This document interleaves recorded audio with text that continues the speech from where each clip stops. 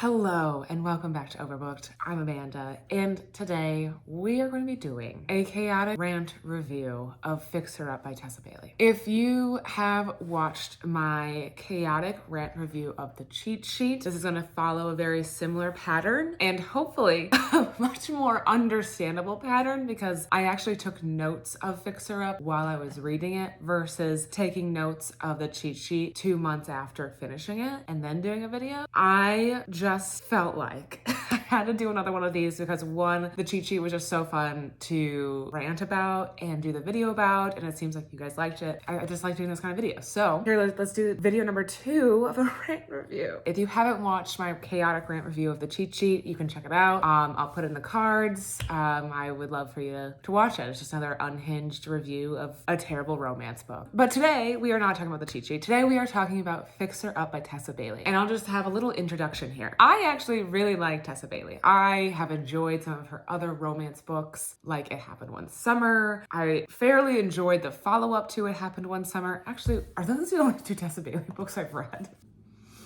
They are. Interesting. Loved the Bellinger Sisters series. My friend Miranda, shout out to Miranda, told me about Fix Her Up. And she did warn me. She did warn me that this was gonna not be a great read. But she said that the following books in the series are great. I was like, let's power through and we'll take advantage of the situation and read Fix Her Up and also maybe just have a little chat, a little bit of rant about it. And it certainly warrants that. Fix Her Up is certainly not the worst romance book I've ever read, but it's up there. I'm not gonna lie, it's up there. It's eye-rolling. Eye-rollingly weird. Cheesy, annoying.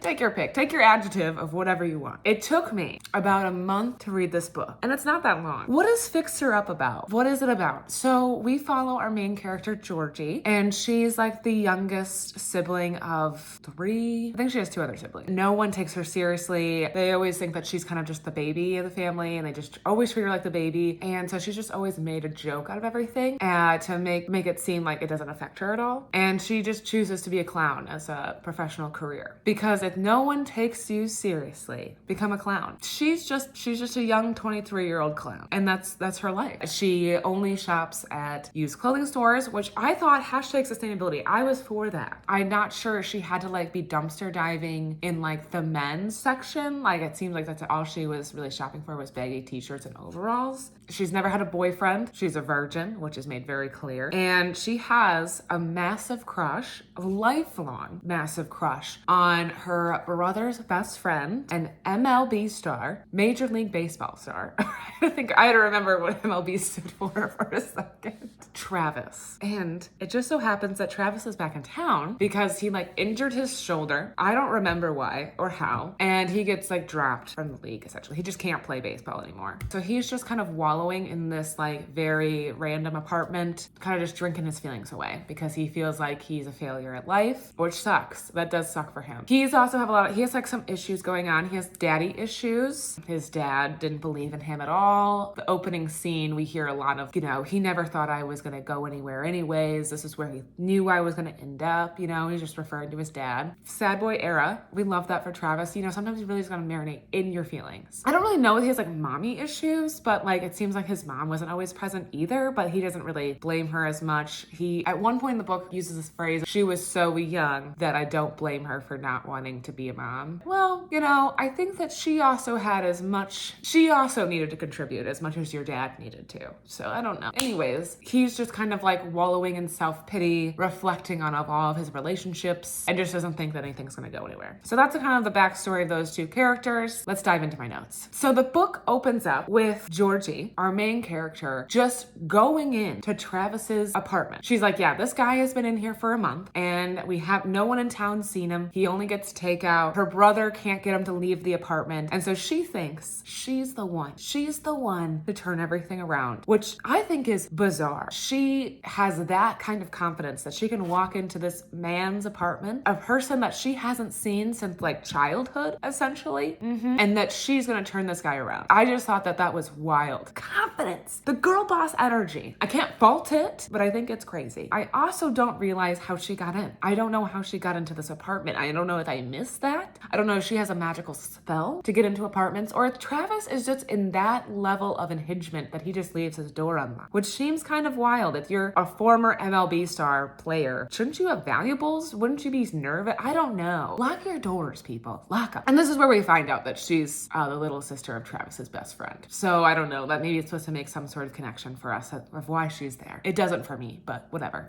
Okay, so she goes in there and she sees him laying on the bed, like in his room, and he's butt ass naked, and she just takes a second to take in the view, which I won't fault her for. But then she just like dumps food on him to get him to wake up. And my note is, I didn't know depression could be cured by my best friend's sibling coming in and dumping food on me, but I'll give it a shot. If any of my friends who are watching this, if you have siblings, preferably younger siblings, if you notice I'm feeling a little low or down, or if you notice I'm in a depressive state, just send them over and then have them dump food on me. I'm really hoping that cures my depression. I wonder if my therapist will agree with me. Like I said, she throws food on him, right? And she's like, hey, get up, throws food on him, right? And then there's like this food fight that happens. And I just want to remind you, this is like a 23-year-old girl with like a man in his late 20s. And they're just having a food fight in his apartment, as he's in a depressive state. So that's just weird to me. And that's when we get like a whisper of his daddy issues. He's like, I knew this is what he knew all along. And then Georgie is like, don't ever say that about yourself. And then walks out or whatever. That was dramatic. That was really, really dramatic. It was. Somehow this break-in into an apartment and food fight gets Travis out of this state that he can actually leave his apartment, which is great. Great job, Georgie. You know, if the clown thing doesn't work out, therapist, social worker, I think those are two great backup options. The man is cured, essentially. So he is like out and about, and he wants to, you know, he needs some hobbies. He needs to keep himself busy, right? Because he's not like us peasants. He has plenty of money after being a professional, like, baseball player. He doesn't necessarily need funds, but he needs something to do with his time. So he decides to go and talk to his best friend, Georgie's older brother, and see if he can get like a job at the construction site. On the way to his best friend's office, he's stopped by this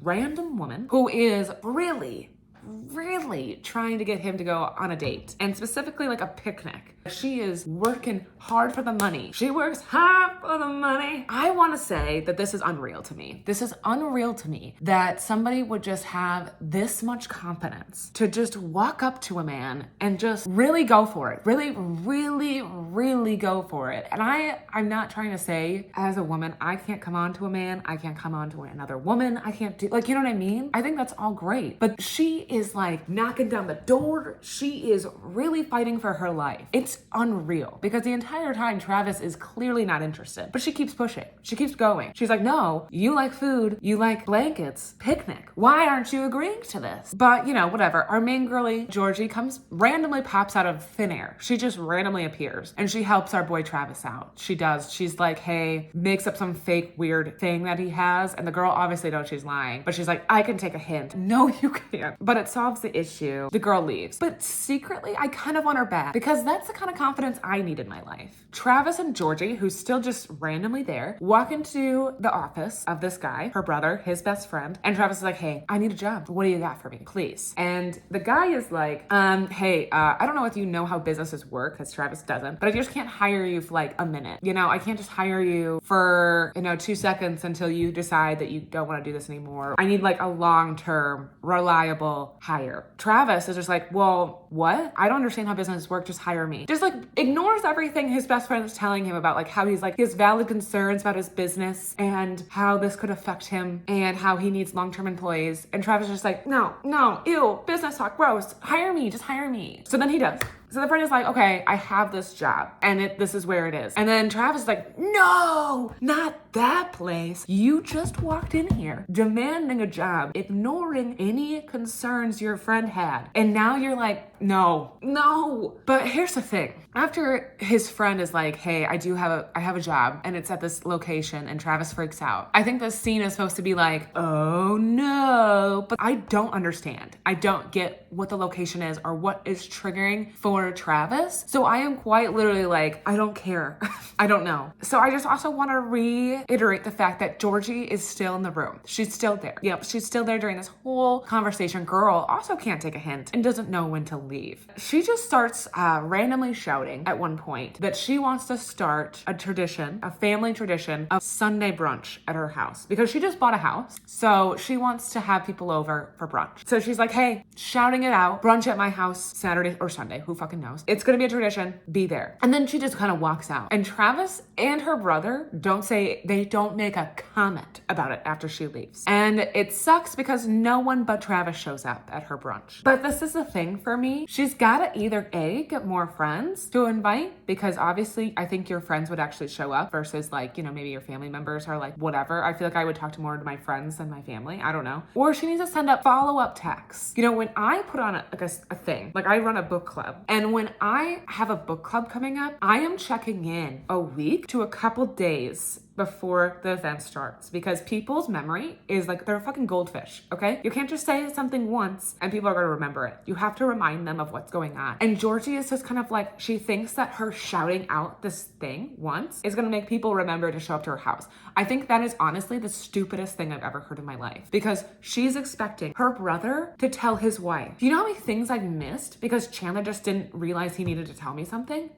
She is all worried about people not taking her seriously. I think there's some small actions could change that. Just figure out how to plan something. Sorry, where were we? Oh yeah. So Travis is the only one that shows up. And he's like, oh my God, I can't believe her family treats her like trash, which they kind of do. But I'm like, no, this is not their fault. Also, Georgie calls her parents and are like, hey, are you guys coming? And they're like, oh yeah, we're on our way. But then she just tells them to turn around. It's fine. Like, you had the opportunity. Just have them come over. Anyways, so Travis is there. It's just her and him. Perfect setup. And she gives him a tour of her place, of like this new house that she bought. And it's obviously, it needs some TLC, but it fits her. It's her and she loves it. They walk by her fireplace and she's like, yeah, I really want to redo this. This is what I'm picturing. And Travis is like, oh, I think that's a great idea. I will mention this to your brother and we will get this on the list of jobs to do. And she's like, oh, great, thank you. And then she performs a magic trick for him. It's honestly hard to listen to. It's just hard to listen to because they're just two adults and she's doing her kid magic show. So I personally just couldn't take it. Yeah. Later, Georgie is just, you know, doing her sustainability queen shit, and she's at the thrift store. What I picture is Salvation Army, to be honest, but I don't know. She has like a name for it, and it seems like it's a one-woman shop. Also, the woman who owns this like thrift store is my kind of vibe. She's like, yeah, every time I walk in, Sally, that's not her name, is just always reading a book, and she doesn't seem to want to talk to me until she's done with her chapter. And I'm like, that's the kind of vibe I'm trying to give, you know, and that's the kind of vibe I'm trying to live. But this is kind of where we get a lot of like internal monologue from Georgie. We learn that her family just kind of really disregards her. It doesn't take her seriously. For example, growing up, she never got new things. She was never considered to try anything with. Like, she was just continually given like old clothes, whether from her brother or her sister. And since there's like a pretty big age gap, like, you know, her clothes were never in style. Like, there was like these really like old clothes that were just not hip, and then she would get them and no one would really care because it's Georgie. She thinks that that's what she deserves. Like, that's what she has thought about, and that because that's what she's always gotten and that's what she thinks that she deserves, she just continues to do the same thing. So she just continues to shop at the thrift store in town, and she just buys really big oversized t-shirts, which is like what I'm assuming she got from her brother. And then she gets like baggy pants and overalls. I don't know why the overalls are such a staple of her wardrobe, but that it's mentioned a couple times that that's what she wears. But this is the thing for me, is like, I feel bad because that does suck, but I don't understand, like, at the thrift store, there's not just t-shirts and overalls. For example, I bought this sweater thrifted. Not saying I'm a fashion queen. There are ways that you could elevate your style a little bit. She also like tries to call her sister while she's in the thrift store, because she has like a moment where she's like, you know what? I do want to be taken more seriously, and I want to wear clothes that people will take me more seriously in. My sister always looks really put together. I'll call her. And then she asks her about like some advice or something, and her sister's like, I didn't know clowns wore skirts.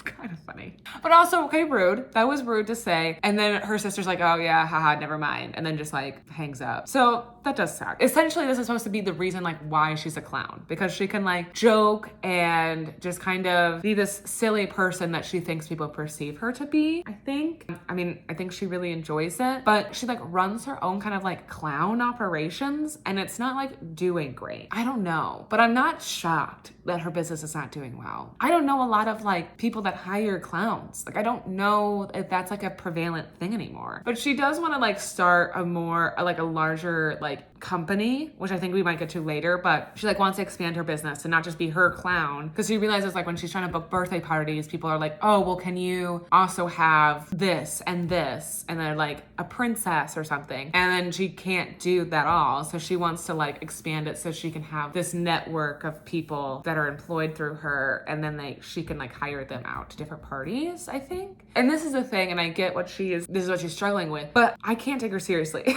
Just like her siblings. Because she's just so like, her attitude. And that's the thing is what I just don't understand is like, she expects people to take her seriously. She's this 23-year-old who still wears overalls every day. Not saying that overalls can't be hot or chic. No one's gonna take you seriously. No one's gonna think you can open a business if you're just continually there and you don't really do anything but continue to make a joke out of yourself. Back to Travis. We find out what's so shocking about the location that his friend wanted him to work at. And he's working at a house that's across the street from his childhood home. And that really is tough for him. His childhood trauma is in his face every day. And we don't like that. And that's where we kind of learn more about how his dad never believed in him. His parents were divorced. They had never had time for him. The neighbors just kind of passed him off. Like they're like, whose night is it to have Travis come over for dinner? Because otherwise he was just home by himself. And that kind of really sucks. I just feel really bad for him. And that's where I'm kind of like, how did we go from like Georgie, who's my parents don't take me seriously, to like Travis, who has some really deep childhood trauma that he's never reconciled with? Seems like very two different things. Then Travis asks his friend about Georgie's fireplace. Hey, I think we should do it. And his friend's like, no, absolutely not. And then he's like, oh, like, why were you over there? And he was like, brunch. And he was like, oh, that was a thing? I was like, yeah, Georgie. You can't just yell something randomly because it doesn't really seem it's a thing until you like put details to it. Georgie comes over to his apartment with cleaning supplies without any notice. She just comes in. Just again, how does this girl just keep showing up? I think this time she does knock though. So she shows up with some cleaning supplies and some food and she's like, hey, I'm here to clean your apartment. What? I barely want to clean my own house. I don't want to clean somebody else's apartment. What is that about? It's giving desperate. She's like, haha, let's do this. Let's throw on a League of Their Own and clean. And so that's what they do. They like clean his apartment. And then Travis is like notices that he's been watching a League of Their Own by himself for like 20 minutes. And then the movie's over. And he's like, well, where's Georgie? And he finds her in his room asleep on his bed. It's giving cringe. Yeah, it's very embarrassing. Travis is like, hey, I know my brother said that he can't do the fireplace, but I will. I'll be there Tuesday. They agree that he'll come over Tuesday. They'll talk more about the fireplace. Also, when Georgie's asleep on this bed and he's trying to get her to wake up, she says something about like Dale. Like she's like, I want Dale or something. Travis is like, who's Dale? Oh my God, is she seeing somebody? Later you find out Dale's her vibrator. So that's fun. Travis is just out with the boys. They're having a night out. They're at the bar. They're having some beer, whatever. And then he gets a call from his agent and he's like, oh my God, sick. Am I gonna go play in baseball again? But then his agent's like, no, I know you want this to be something else, but it's not. But listen, I've got a better deal for you. And he tells him about this like potential commentating job he has. You know, like he could just commentate on games, be on TV. And it's much more long-term. We love that. We love a long-term success goal. I just feel like it has a lot more opportunities for financial success, longevity. So he's like, okay, he's kind of fired up. He's fired up and he's like, okay. And he finds out that he's like in the running with like 3 other dudes or something. But it's at this moment that he remembers he's supposed to be at Georgie's. It's Tuesday. No. And he forgot. So Georgie's super sad. She's super sad that she got stood up with this fireplace thing. And you know, she is then randomly at like a Zumba class. We're just at a Zumba studio. We're just at a Zumba studio because her brother's wife just randomly wants to start teaching Zumba. And his wife is kind of kooky. I'm not gonna lie, she has a southern drawl, which I thought was interesting. I guess she just like does random things all the time. I want to learn more about her. She seems fun. Like one day she's teaching Zumba, the other day she's teaching a poetry class. That's the whiplash of it all. You know, she's always just doing something different. These girls, I guess, his sisters are always subjected to like, you know, feed into her new obsession. I love this girl. I don't know why, but every time she's in the book, I'm like, I love this girl's energy. She walks in and she's like, hey guys. And they're all just talking shit about her. She's like, hey, brought my biscuits. What's up? And then like, she just bounces. I love this. I love this vibe. I want more of her, but we don't get a lot of her. Anyways, we're in this Zumba class. I think it's so weird as well because it's her brother's wife that's teaching this class. And only 3 people show up. And it's people that her brother forced to go. So it's her, Georgie, and then her sister, Bethany. And then this guy that her brother works with, his wife, Rosie. No one else shows up to the class. Is this another thing where I guess like, you know, your brother's wife just shouted out one day like, I'm teaching Zumba. The girls are all talking because the wife is late. The wife is late to her first Zumba class, which I also just love this energy. I'm like, okay, you are trying out new hobbies, but you're not committed. The 3 girlies are just kind of like chilling, waiting for this girl to show up. And then they just kind of start talking about how dumb men are. We love to hear it. We love to hear it preach. But also, Georgie, don't get ahead of yourself. So are you. They're like, hey, guys suck. We should stick together and start going after what we want. Because right now, we're not going after what we want. No one around us is taking us seriously. The men in our life are dragging us down, which I am living for. Like, girl power, let's go. But I don't understand, like, why weren't you guys just doing this anyways? Like, this is what I don't understand. And maybe this is like a rant within inside of a rant. It's after people, like, I think after you graduate college, right? And then you're not around your friends all the time that you develop really close friendships with. And even Georgie touches on this. Like, her college friend, she just never talks to anymore. Like, they don't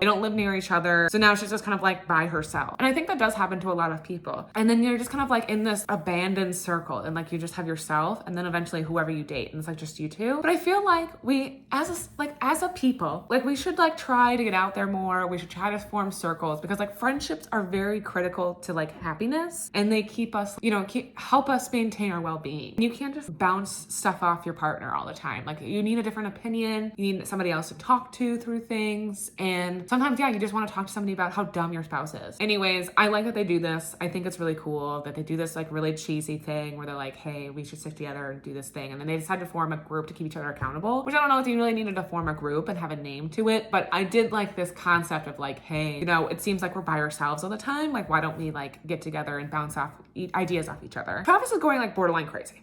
Okay. He feels bad about the whole like missing going over to Georgie's house on a Tuesday. So he goes over to Georgie's house like unannounced. He just randomly goes over there. This is wild to me. And this was a thing in like the cheat sheet too, where like, and I'm sure in other romance books, but the whole like unannounced thing to me, I could never, ever just go over to somebody's house like unannounced. From this whole like girl gang thing that they developed, they're like, hey, we're not gonna wait on people to start doing stuff. Georgie's not gonna wait on her brother to do her fireplace. She's not gonna wait on Travis to do it. She's gonna go out and she's gonna hire somebody to do it. And so she does. So Travis gets to her house unannounced and he sees that somebody's working on her fireplace that she hired because that makes sense. This is when he gets like fucking weird and he's like questioning this whole thing, doesn't trust Georgie to be alone with this guy, even though she's been alone with him for like an hour or something, however long he's been there, like looking over the fireplace, talking about what she wants, doing measurements and stuff before he even showed up. Like, so he's just like questioning him. He wants to see his license. And then in order to get him to leave, Georgie turns to him and tells him that, does he remember Dale? And then Travis is like, yeah, I remember Dale. And she's like, yeah, that's my vibrator. What? It works. He gets weirded out and leaves. I guess it's a really weird power move. But he goes outside and then he just like waits outside like a creep. Like he just sits there and waits for him to leave. I'm gonna watch over this guy to make sure he doesn't do anything. Bro, come on.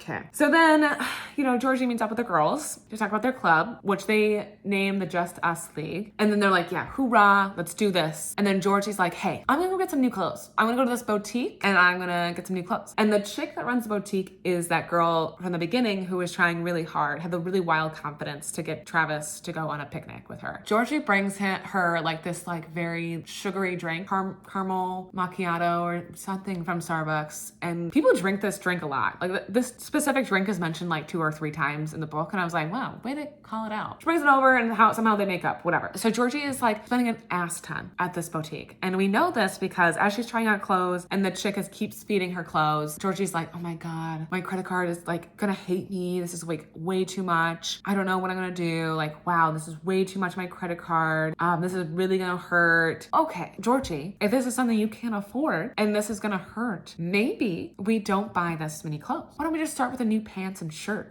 maybe let's start there. Or you could, now that it's like your sister taking you more seriously, maybe go back to the thrift store and see if you can find like a different section to shop in. Seems very irresponsible. Again, if you want to be running a business and you want to be taken seriously, it seems like maybe you should take your finances seriously. But she has to do it. She's like, I have to buy these clothes because I have to be taken seriously. She buys an ass ton because literally every time we're with Georgie, she's like, okay, I'm gonna put on my new shirt. For the rest of the book, she's just wearing new clothes. Okay. And after she's done shopping, she has on like an outfit. She just wears an outfit out of the store. And she's wearing like a pencil skirt, I think, and then some sort of blouse, whatever. But she's on her way to a date with a guy who is doing her fireplace, which I was like, oh, cool. And he's like a single dad, and like, I'm kind of loving that vibe. But she runs into Travis, and he's a complete creep. He is crazy about her clothes, and he's like, oh my God, people can see her wearing these clothes. That is actually how it works, Travis. Unless you're blind, people can see you. But he doesn't like it. Like they're talking, and honestly, this is one of the parts where I just kind of like spaced out, so disclaimer. But somehow she like runs into his shoulder or something, or he does something and he hurts his shoulder. Like Georgie freaks out. Like she is mental about this. And she's like, we have to do this. We have to take care of this. And she feeds him over to his apartment so she can like take care of him. And on the way, she's like canceling her date. And it just seems like it's so weird because at the moment, here's his shoulder. And then all of a sudden Georgie's freaking out. And she's like, we have to take care of it. And like, she's freaking out. And like, there's all this hype about how badly they have to take care of the shoulder. But when they get to his apartment, all they simply do is just get ice on it and he takes Tylenol. We just freaked out for like a solid 10 minutes for you to just get some ice and Tylenol. I think he could have done that by himself. One thing leads to another after this whole, he gets a Tylenol and ice, and then they're just dry humping each other. Sick. So they're dry humping each other. Georgie, again, is a virgin, which is mentioned a couple times, is only used to having the comfort of her vibrator. Travis is like, we can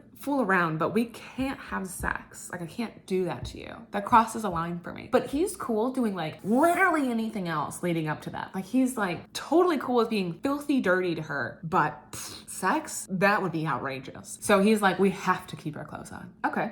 Sure. He's like, we have to keep our clothes on, otherwise this isn't cool. One could say though, like what they did was pretty uncool, but whatever loose moral ground he needs to stand on, that's fine. So then like Georgie's like, hey, oh my God, plan. Let's fake date. I think that people will take us seriously because if I'm dating somebody, I'm nailed down with somebody, people will think I'm serious. People will take me seriously, which I don't get her side. I don't understand how those two would compute. I think she's already doing stuff that for people to take her more seriously. Like she's dressing more for the part. I think she is, establishing a game plan for her business with like these group of girls that she's just connected with. I feel like she's taken more seriously with the girl group that she's formed than her relationship with Travis. She's like, yeah, but then people will take you more seriously, Travis, and you'll have a better chance of getting your commentating job if it looks like you've settled down with somebody. Because before he used to be like this, and I forgot to mention this, before he used to be this huge player, like bad boy kind of vibes. But if he settles down with somebody, I think he gets more of that family vibe, something that a TV network would like definitely be comfortable hiring, and then he can get that commentating job. So it seems like it's very much more in favor of Travis's fake dating relationship situation, but Georgie has had a massive crush on him forever, so maybe that's part of her reasoning. So Travis is pretty hesitant about it because he's like, you're my best friend's little sister. Like I can't do this. But, eventually he's like, fine, I'll do it. Like, let's do it. And then he tells Georgie's brother about it. He's like, punch me. Her brother's like, no. And he's just like, gross. And then he moves on because yeah, we're all adults. So then Georgie's family has a dinner and she brings Travis. Everyone shits on him. It's kind of funny. But then when Travis's dad says something, like they're having like a conversation at the table about shit, and Georgie tries to say something. Georgie's dad is like, hey, shut up, the adults are talking. Travis like slams his fist on the table and starts chewing out Georgie's dad. Seems like that was kind of crossing a line. That whole scenario makes Georgie hot. Yeah, she's really feeling it. Georgie's mom essentially just is like, hey, Georgie, can you go check on the dog outside? And Georgie's like, okay, random, but sure. Travis is kind of like, okay, well, this is awkward. Now I'm just at this table. I just chewed out this dad. And then Georgie's mom is like, ew.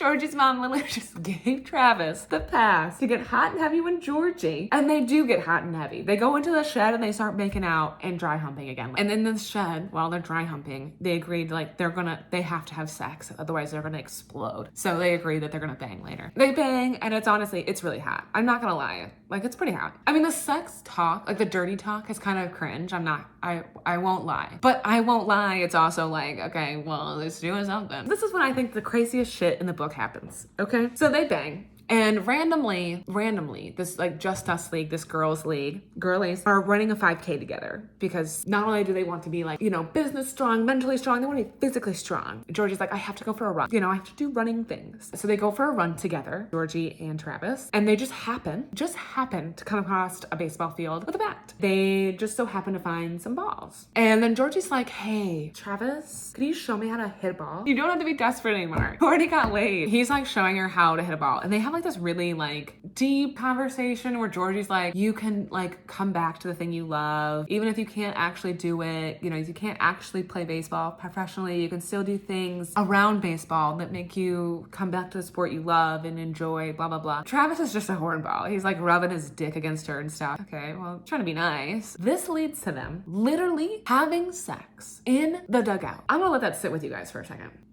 Did you guys get it now? They had sex in the dugout at the baseball field, which is in public. They have sex in public. Anybody could have also been going on a run and just so happened to come across the baseball field, but they would have seen Georgie getting dicked down. I'm pretty sure that's a crime. I'm actually pretty sure that's a crime. You can't just do that. And there's no mention of like, I'm nervous somebody will come. Like I was waiting for that. You know, like, oh my God, what if somebody sees us? No, they just do it. After Pleasure Town is done, Georgie gets a call from her sister and she's like, hey, everyone's at my house right now because they heard about our Just Us League and they all want to join. You have to get over here. And Georgie's like, okay, I'll be there. I wrote in my notes, apparently all the women folks show up to her sister's house and Georgie is the leader, questionable. There's a lot to unpack in my notes in just that one sentence there because one, women folk. In this book, they constantly refer to like a group of women or men as like women folk or men folk. I don't know why. And then I love how they show up to her house and they assume that Georgie is the leader because Bethany is clearly the leader. I just want to like, as we go back to the Zumba class, it's super awkward. Bethany is the one that like kind of like starts this idea that they should all talk together. Bethany's kind of like a boss ass bitch. Did you guys mix up the sisters? I just feel like, you know, Georgie's like the youngest person, has literally no career experience outside of being a clown. The Just Us stuff is just kind of like boring after that. It's just kind of like, okay, all these women are there. Georgie shows up and she's like, hey, if you're here for free food, get your food and leave. And like half the people leave. And then they just kind of like chat about what they do. I don't know. Georgie and Travis, then they go to this like network dinner. And this is like the end of their fake dating scheme, right? So like at the beginning, they were like, hey, let's fake date. And at the end, in 2 weeks, they have like this, he was supposed to have this like dinner with the network executives that are running this baseball commentating thing. At the, like after this dinner, we could probably start fake dating. They're kind of like weird about it because they kind of know it's the end.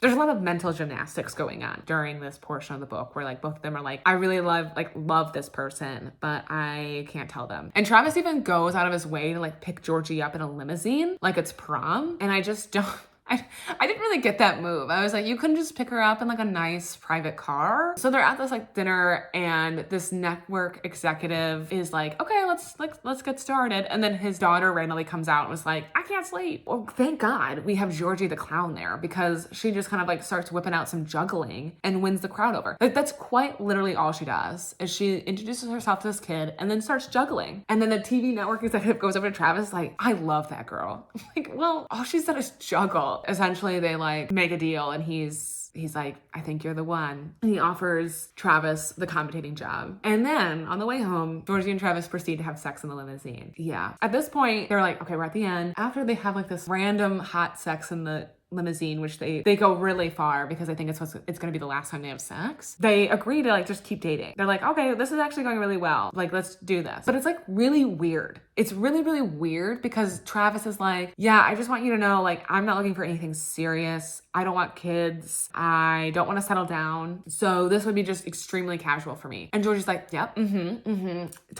yeah, I'm cool with that. If you're cool, yeah, I'm cool. She's not cool. She wants kids. She wants to settle down. But she's like, if this is the only way I can have Travis, I guess I'll do it. It does make sense. I mean, they've only been together, barely, because they've also been faking it, for 2 weeks. Yeah, it probably should just be casual. You shouldn't be thinking about like having kids and getting married after 2 weeks. I don't know. It just makes sense. Like, I don't know why that was like a weird conversation. Like, I feel like that stuff would come later. After they've agreed to actually date for real, Travis goes to this bar that's there. I don't even remember where he goes. He just goes there by himself. He's there. And then he sees his dad. And his dad's like giving him a bunch of shit. He's like really mean. He brings up Georgie and he's like, I can't believe you're dating her. Like, what the hell? Travis is like, oh, it was all for show. It was all fake. It's fake. I don't really like her. I just did it to be taken more seriously so I can get this job, which is not far off. I mean, he does have feelings for this chick, but I mean, it did serve a purpose. It was for him to get this job. He turns around and he sees Georgie's brother. It's bad. It's bad news bears. Travis and that's like kind of the end of the chapter. And then we go to like Georgie and she's like,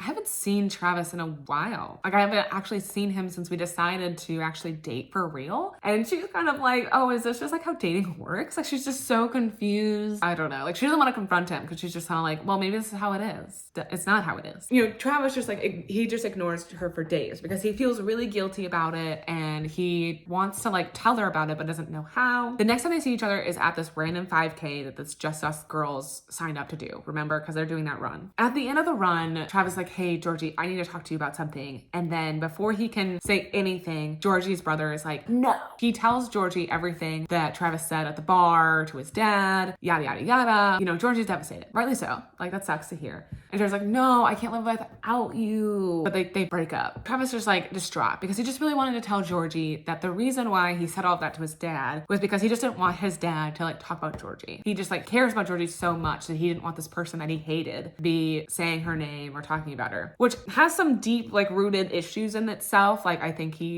Travis has some stuff that he needs to figure out with his life emotionally. So he doesn't know how to explain it to her and that's all he wanted to say, but now it's just gonna come off disingenuine. And like he keeps like moping around his apartment and then he keeps remembering how like Georgie saved him the first time he was doing this. And he keeps hearing her voice in his head and so he like makes this plan. He like goes over to Bethany's, her sister, and is like, hey, I need some help getting your sister back. They make a plan. And the plan is insane. So Georgie's at another Just Us League and the girlies are hanging out. Bethany's like, well, I'm gonna go downstairs. And then downstairs, like there's all this chatter, right? And then Georgie's like, oh, I wonder what's going on. And so she goes downstairs and then she sees Travis at his very first day of his commentating job on live TV. We love to see that professional growth. And she's like, okay, he's doing great. He's going great. And yeah, you know, Travis starts introducing himself as one does at a new commentating job. And then he's like, I miss my girlfriend, Georgie. And he just starts talking about how much he loves Georgie on live TV on his very first day of his commentating job. And then he proposes to her. Yes, ladies and gentlemen, you heard that correctly. He proposes. He proposes to this girl that he has been fake dating for 2 weeks, barely knows, and has done that on live TV. Yeah, that makes sense. I think that's insane. I don't like it. But both of them do. And then, you know, whatever, Travis finishes his thing. And then he's like, oh, that was the worst idea. Like, I can't believe I asked her to marry me on live TV because now I don't know what her answer is. That's what he thought it was. But then Georgie is speeding to him, wherever he is. Her brother is driving her to meet him. And then he is speeding to their town they live in. And then, you know, he's like stuck in traffic. He's like, I'm never going to get there. Then he sees that Georgie's calling, Georgie. And he's like, did you see it? Obviously. I feel like if she didn't see it, Bethany would be like, hey, bro, it didn't work. That sucks. Because like also that's another problem that I didn't even think about. What if Georgie didn't come down in time? What if Georgie was like, hey guys, I'm just gonna go home, you know, and Bethany couldn't convince her to stay? He would have proposed on live TV to no one. Anyways, yes, I'll marry you. Really? Oh wow, that's so good. It's like me being Georgie's friend and she calls me and tells me this. I'm like, oh hey Georgie, oh you're engaged? Oh my God. Oh, to your brother's best friend? Okay. Okay, you guys kind of dated, but not really. You guys were like faking it. Okay, that was only for 2 weeks. Sure. Okay, and then you tried it for real, but it didn't. It was like 4 days, but then, oh, he didn't talk to you the majority of that time. Okay, and then he proposed to you to make up for your first fight. I love that. And you said yes. That's amazing. Oh my God, that's so cool. Yeah, that's so great. You guys, he's all of a sudden now a family man. He didn't want kids before, but now he's like, if I had to have kids with somebody, I would be you. You don't find that concerning? Oh, I'm so glad that you're not concerned. Yeah, other people might be concerned, but you're not. Yeah, can I be your bridesmaid? You know, I'm busy. I'm busy right now. We haven't talked in a while, so I'm gonna go. but I'm really happy for you. Bitch, it's not gonna last. She says yes over the phone, and he's like, I just want to see you. But I'm stuck in traffic. And she's like, well, I went to come find you. And then he realizes that he can hear her. They're on the freeway together. They get out of their cars, they run over to each other, and they make out. What is really weird is like in the book, they just like, it says like, they're there until the traffic clears. And I'm like, oh, that means like both of their rides just left them on the freeway. Like, how are they getting home? I don't know. But now they're just an engaged couple. And that's just how the book ends. That was Fix Her Up in its entirety by Tessa Bailey. I gave it 2 out of 5 stars. Some of the issues for me, I think, and we'll start with like kind of the ending with the engagement part, is just, this happens a lot in romance books, right? Like I understand that there's like this unexpected fast development of feelings that just probably doesn't happen in real life. Also in real life, you don't really fake date. Like that's just not real. But in most romance books, it's not like, oh, we've been dating or we've been fake dating or whatever. We just realized we liked each other. Now we're engaged. You know, like that's not the case, except the Chi-Chi. But most of the time it's just like, we want to date for real. Like, let's do this, or blah, blah, blah. And then there's an epilogue where it's like a year later and then they're engaged. And so I think that makes much more sense to me. And I don't know, it might not have the most like dramatic ending as like this did, where I'm sure like picturing that, you know, that's really romantic. Like you're in a car and you're running to somebody and you're like engaged. Comes off disingenuine. Like that's not real. You can't do that. I didn't even mention this, but throughout the book, Travis calls Georgie baby girl, and I hate it. I hate it so much. I just think that what Georgie and what Travis were looking for didn't need to be found with each other. Like, I think that Georgie was already establishing herself as like somebody that needed to be taken more seriously through some of her own actions she was taking outside of Travis. Like, you know, her just having some of internal thoughts and reflections, you know, her being able to connect with her sister and this other girl from her community, and them being like, hey, let's bounce ideas off each other. Like, I thought that was really empowering. I thought it was done in a really cheesy way, but I liked that it was shown. You know, I thought that alone was it for Georgie. I think that she just needed that. She needed to talk through some of her stuff with some people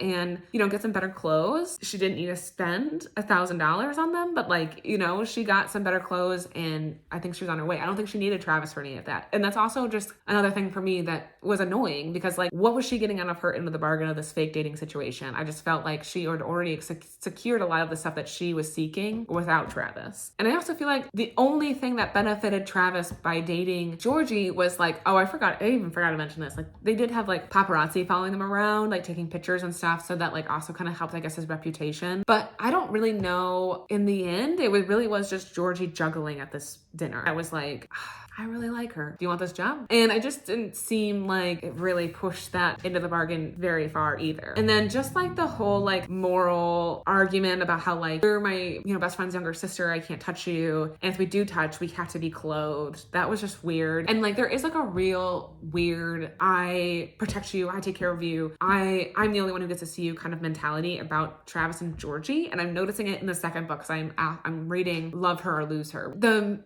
menfolk mentality that they're the only ones that can perceive their chick to be sexy and deserving of love, and they're the only ones that like can do things for her and take care of her, and if they're not doing it, then they can't get it anywhere else. And that's just like really weird to me. The whole fireplace situation, for example, Georgie's brother didn't offer to help her. Travis didn't show up and didn't like text or say anything afterwards. And so Georgie, as a reasonable adult, was like, okay, no one is helping me. I need to find somebody else to do this. And she hires somebody. And then Travis is like, what the fuck? If I'm not doing this fireplace, no one can. Well then, buddy, no one does the fireplace. I hated that kind of like mentality of the book. It's just too much for me. I hated the clown trope. I hated it. I felt like she could have been doing something else. Like, I felt like there could have been some other element. I don't know. I felt like it was a disservice to clowns. People don't take me seriously. Let me be this unserious thing. Like, it was so weird. I did really like the female friendship and group that resulted out of it. That was cool. And that's probably why it got 2 stars versus 1. That was Fix Her Up. I hope you enjoyed this video, and please in the comments below let me know